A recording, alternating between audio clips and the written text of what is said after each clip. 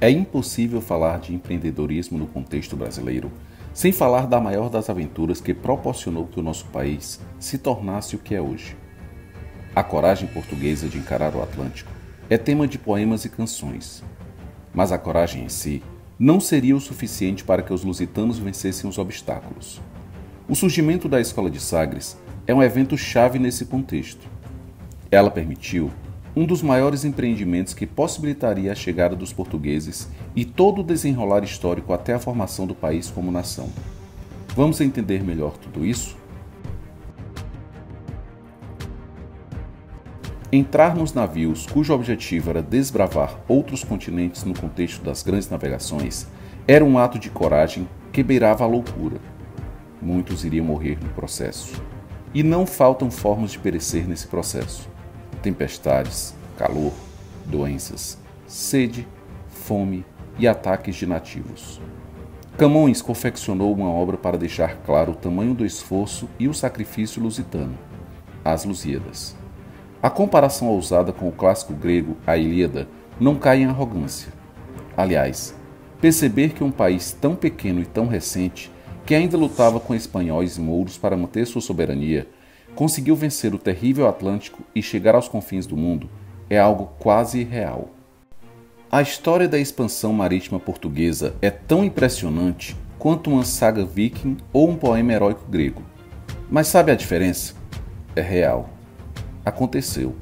Somos herdeiros diretos deste sucesso. E dos fatores que nos ajudam a entender esse sucesso, precisamos falar da Escola de Sagres. Respeitando as dimensões, essa escola marítima está como a NASA para o nosso tempo.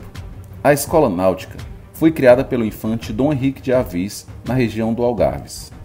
Sua importância nesse processo é tão grande que ele é conhecido como Infante de Sagres ou Navegador. Seu pai, o fundador da dinastia de Avis, havia começado o processo de expansão marítima. Sem grandes tecnologias náuticas, restringiu-se a conquistas e batalhas na região mais ao norte da África. O próprio Dom Henrique de Avis, na época príncipe, foi armado como cavaleiro durante a batalha para conquistar a cidade de Ceuta. Ele nasceu e cresceu no furor da batalha expansionista lusitana. A formação do poderoso Império de Portugal estava apenas no começo. Como rei de Portugal, estabeleceu residência em Algarves para estar mais próximo do local mais propício para os navios se lançarem aos mares para conquistar o mundo. Os obstáculos que ainda existiam na navegação não impediram que o pequeno país insular conseguisse tomar as ilhas próximas. O arquipélago da Madeira e Açores foi essencial, pois produzia bastante cereais para reduzir a escassez de alimentos que afligia Portugal. As vantagens das navegações eram claras. Continuá-las exigiria mais do que coragem e força. Se Portugal se tornaria ou não um império influente e poderoso, era necessário continuá-las e ligar pontos rentáveis como a Índia ao pequeno país. Muito mistério envolve a criação da Escola de Sagres, e isso acontece por um motivo muito simples. O vasto conhecimento e tecnologia que seria elaborado nesse espaço era um segredo de Estado. Dom Henrique não queria competir na sua disputa pelo mundo. Que empresa torna públicos seus conhecimentos e suas técnicas? Podemos não conhecer a data exata, mas sabemos que tudo começou por volta de 1440. A partir daí, o rei português deixou claro que determinada vila na região de Sagres era um local de apoio para todos os navegantes.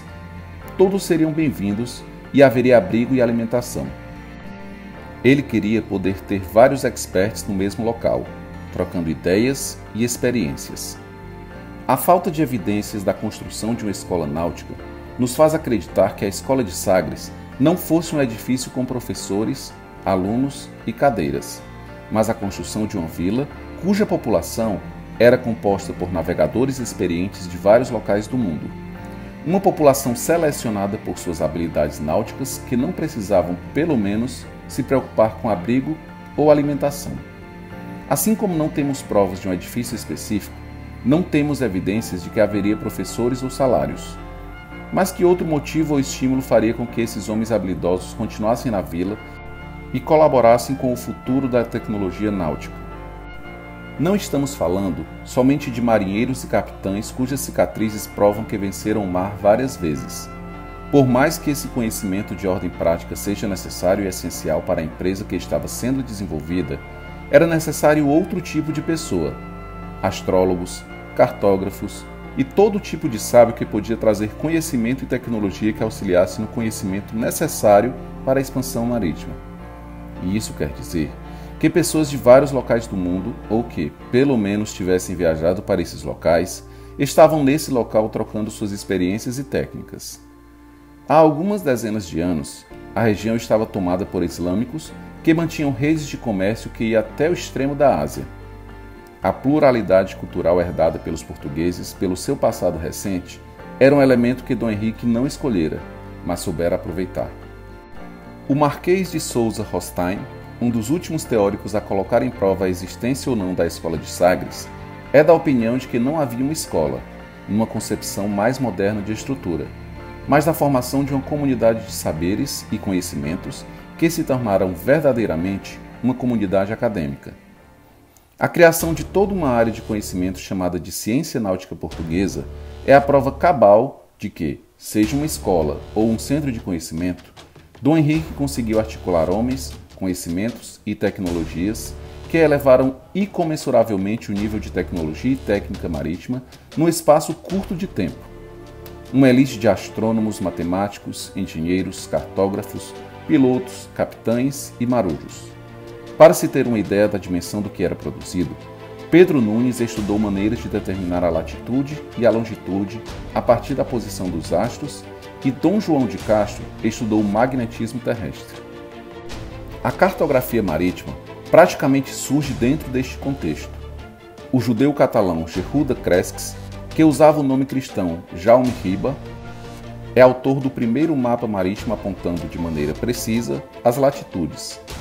Ele e seu pai são considerados os maiores cartógrafos de seu tempo, e seus mapas e atlas são encontrados hoje em museus renomados de toda a Europa. Sabe-se que o próprio imperador Carlos V, do Sacro Império Romano Germânico, o queria na sua equipe.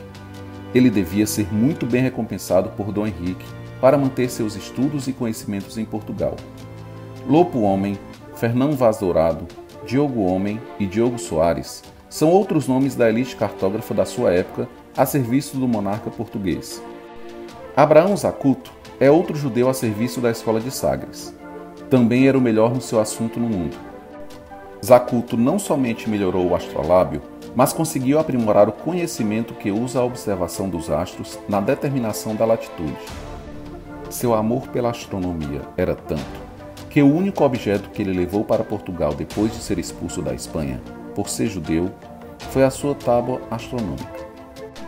O seu conhecimento registrado no Almanac Perpétuo foi crucial para o sucesso das experiências de Vasco da Gama e de Pedro Álvares Cabral. Outros instrumentos de navegação árabes, como o astrolábio e o quadrante, um quarto de astrolábio munido de um fio de prumo, que aligeiraram e simplificaram. Inventaram ainda outros, como a balestilha ou bengala de Jacó, para obter no mar a altura do Sol e de outros astros, que não utiliza a graduação de um arco de circunferência, mas um segmento deslizante ao longo de uma haste, com o olho do observador em linha reta com o astro observado.